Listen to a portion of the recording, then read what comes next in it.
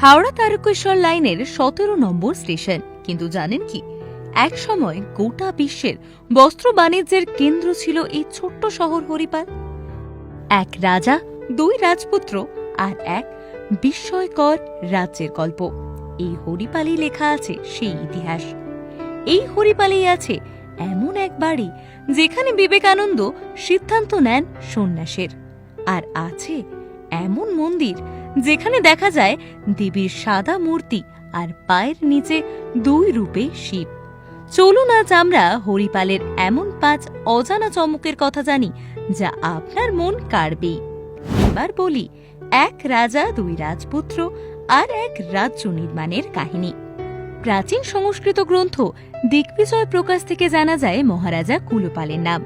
গৌড়ে পাল বংশের আমলে পাল বংশীয় রাজারা বঙ্গদেশের বিভিন্ন প্রান্তে ছোট ছোট করত রাজ্য স্থাপন করেছিলেন। মহারাজ কুলোপাল ছিলেন বর্ধমান, হাওড়া, হুগলির শাসক। তার ছিল দুই পুত্র, হরিপাল ও আহিপাল। বৃদ্ধ বয়সে রাজা কুলোপাল তার জ্যেষ্ঠ পুত্রকে ডেকে বললেন, আমি তোমার অনুজ অহিপালকেই আমার সিংহাসন দিয়ে যাব বলে মনস্থ করেছি। হরিপাল ছিলেন শালপ্রাংশু মহাভুজবীর। যেমন তার দৈহিক ক্ষমতা, শাস্ত্র শিক্ষা তেমনি উদার হৃদয়। তিনি পিতার আদেশে শিরোধার্য করেন। হরিপালকে তিনি তার সৈন্য সামন্ত দিয়ে নতুন রাজ্য প্রতিষ্ঠা করার নির্দেশ দেন। পিতার আশীর্বাদ নিয়ে হরিপাল যুদ্ধযাত্রা করেন এবং পিতার জীবিতকালেই সিঙ্গুরের পশ্চিমে মহাগ্রাম একটি রাজ্য প্রতিষ্ঠা করেন। সেই রাজ্যই আজকের হরিপাল। ইতিহাস বলে ৬টি গ্রাম নিয়ে গড়ে ওঠে হরিপাল: দ্বারহাট্টা, রাজবলহাট, আটপুর, ফুরফুরা শরীফ, আইয়া আর হরিপাল। প্রথমেই বলবো আটপুরের নাম। আটপুর রামকৃষ্ণ মিশনের সঙ্গে জড়িয়ে শ্রীরামকৃষ্ণদেব এবং বিবেকানন্দের নাম। আটপুর রামকৃষ্ণ মিশন, এটি রামকৃষ্ণ পরমহংসের শিষ্য প্রেমানন্দ মহারাজের বসতভিটে। তার পূর্বাশ্রমের নাম বাবুরাম ঘোষ। এই বাড়িতে পায়ের ধুলো দিয়েছিলেন স্বামী বিবেকানন্দ এবং শ্রী শ্রী সারদা মা। ১৮৮৬ সালের ২৪শে ডিসেম্বর এই বাড়িতেই বৈঠকের পর রামকৃষ্ণ পরমহংসের ৯ জন শিষ্য একসঙ্গে সংসার ধর্ম ত্যাগ করে সন্ন্যাস গ্রহণের সিদ্ধান্ত নিয়েছিলেন। এর মধ্যে স্বামী বিবেকানন্দ ছিলেন। এখানে ঠাকুর রামকৃষ্ণের মন্দির রয়েছে এবং তার ৯ শিষ্যের সন্ন্যাস গ্রহণের স্মৃতি বিজড়িত ধ্বনিমণ্ডপ রয়েছে। স্বামী বিবেকানন্দ যে কক্ষে থাকতেন সেই কক্ষটি আজও আছে।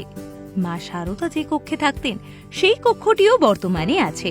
স্বামী বিবেকানন্দ যে পুষ্করিণীতে স্নান করতেন সেই পুষ্করিণী নরেন্দ্র সরোবর নামে পরিচিত।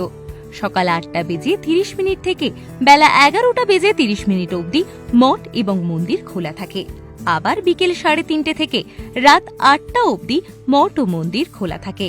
সকাল ১০টার মধ্যে পৌঁছে ৫০ টাকা মাথাপিছু দিয়ে ভোগের কুপন পাওয়া যায়। আটপুর থেকে কিছু দূরে রাজবলহাট। হুগলি জেলার হাওড়া তারকেশ্বর রেলপথে হরিপাল স্টেশনে নেমে বাস ধরেও সোজা পৌঁছে যাওয়া যায় রাজবলহাটে। রাজবল্লভী মন্দির, শ্বেতকালী মূর্তি দেখেছেন কখনো? রাজবল্লভী দেবী ত্রিনয়নী, মুন্ড মালিনী, এক হাতে ছুরি আর এক হাতে রক্তপাত্র। ১৬শ শতকে রাজা রুদ্রনারায়ণ রায়ের তৈরি এই মন্দির আজ এক শক্তিপীঠ। গঙ্গা মাটিতে তৈরি দেবী মূর্তি আপনাকে মুগ্ধ করবে। সকাল ৭টায় মন্দিরের দরজা খোলে, ১১টায় পুজো শুরু হয়, দুপুর ২টোয় ভোগ নিবেদন করা হয়, ৭টায় হয় সন্ধ্যা আরতি।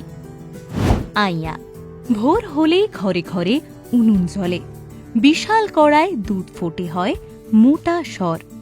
সেই স্বরেই জমে তৈরি হয় সুস্বাদু রাবড়ি। হুগলির আইয়া গ্রাম এখন রাবড়ি গ্রাম নামে বিখ্যাত। এখানে না এলে আসল রাবড়ির স্বাদটাই চিনবেন না।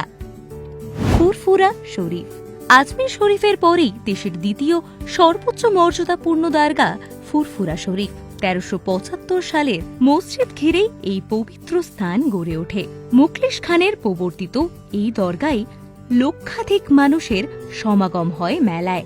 আর এখানে এলে খেতে ভুলবেন না পাপড়ি, মাসকেট, মনসুরি আর তিলের নাড়ু।